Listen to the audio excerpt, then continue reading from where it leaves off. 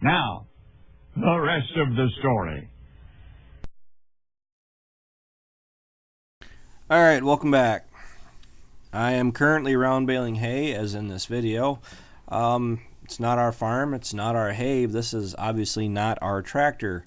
It's my friend Ryan's. I'm actually at his place. He asked me the other day if I would help him get the last of their hay made for 2019. And of course, I said yes.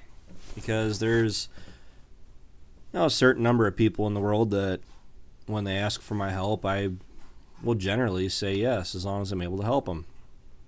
And my job today ended up being running the round baler. This is a John Deere 4250 pulling a John Deere 567 round baler, which is essentially on steroids compared to our 566. Really impressed with the baler. I was putting in some pretty nasty slugs in certain parts of the field, mainly where the rake was turning around on the headlands, and the baler never lugged the tractor at all. It also has that packer roller behind the pickup. I really meant to go through and do a video overview of the round baler, but by the time I got done, I ended up running back to the farms, or running back to their farms, back to my truck, and I headed home right away because I don't know if any other footage or pictures or anything else has gotten out yet, but when I was up here doing this, Dad, Ryan, and Andrew were back at home, and they were trying to run soybeans through. It was 1 o'clock or so, and the beans were a little bit wet yet. That's what I was told. I wasn't there. We have a little bit of work we had to do to the combine. One was we did move the monitor in the cab, and then they broke a finger in the bean head. They plugged it up. Really, really minor as far as I'm concerned. But we do have a bunch of our own hay that I'm actually, as I sit right now, it feels like winter today. It feels like the first day of winter today.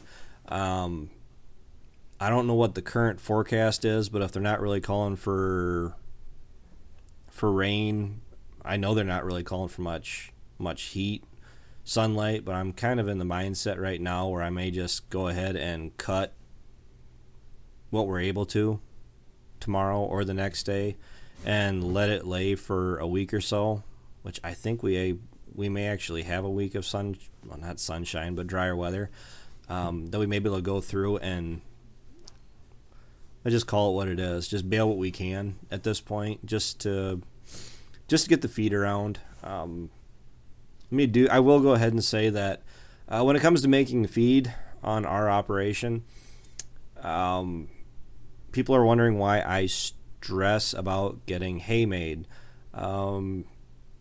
Maybe I just show it more on my channel. Everybody says that Ryan doesn't really seem to care that much, and I seem to care too much. Well, maybe Ryan just isn't showing it or portraying it on his channel as much as he could. He doesn't have to do anything. But Ryan is worried about having enough feed to feed his cattle through the winter. If he's not saying it in every other video, I mean, it's really not something he's choosing to put out there. I worry about all three of our operations. Granted, it might not always seem like it, but I look out for myself, I look out for my brother, I look out for my parents.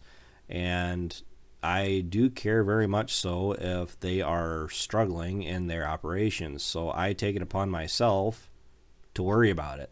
That's why I make the incentive to go ahead and make hay, cut hay, and honestly, I just go ahead and make the decision to do it. I mean, Ryan's busy, but he definitely wants to get his hay made. I have a bunch that I want to get made for any potential cattle I'll be buying here this winter.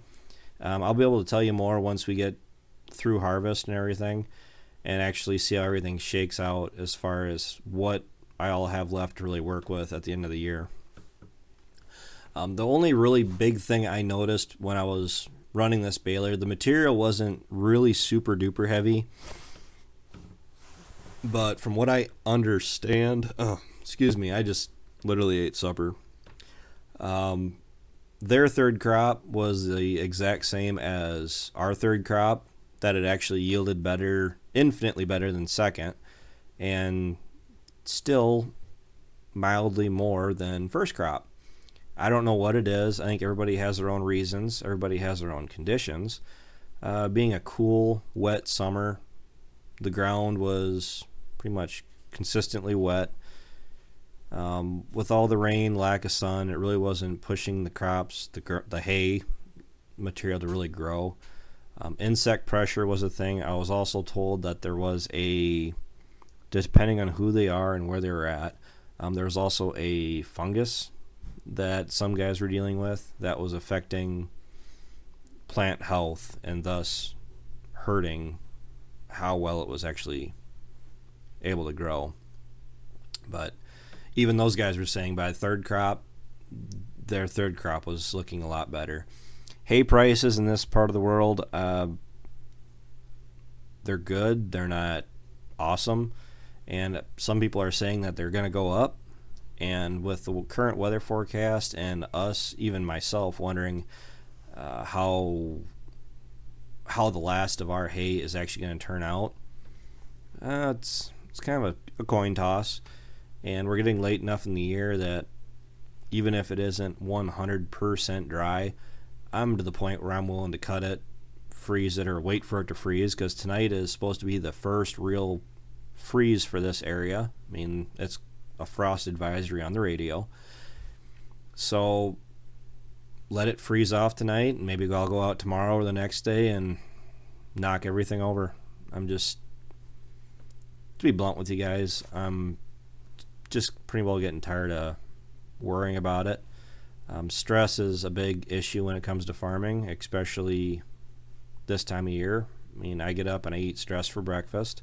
That's easy, very, very, very easy for anybody to say that if you can't control it, don't stress about it. I get that. I've said it before.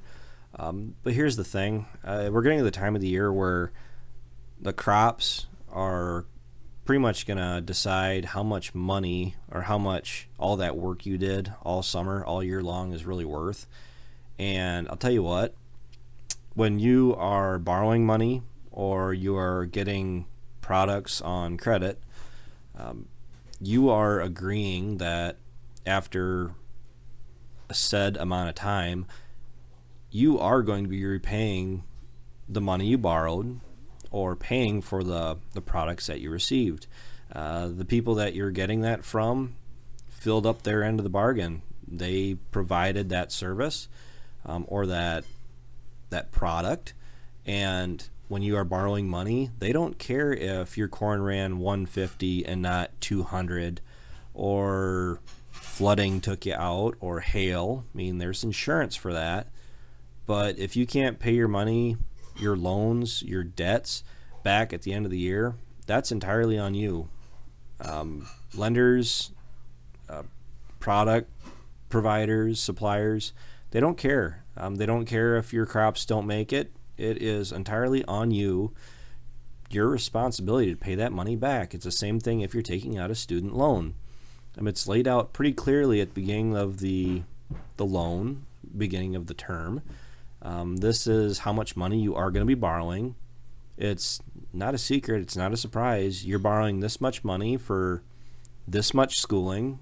I mean, be prepared to pay for it. And if you guys look at the front of the tractor here, here's my friend Ryan pulling the load of hay out with his 4230. It's earning its keep. You can't really see it, but he was doing some digging right there. It's actually pretty steep. These bales, I'd say, just for how they felt coming off the back of the baler, they're probably right around 1,700 pounds. I mean, he definitely felt them back there. The tractor on the hills, I was actually running short of power, but the baler itself, pulling material into the machine, the implement, was great. I would like to update to, honestly, a 568. The only difference is that the 568 has got the heavier chains on it. It's strategically heavier in certain areas, And for the amount of material we make, I think it would probably be overkill for what we need it for, but that's exactly what I want, especially for the few fodder bales we make.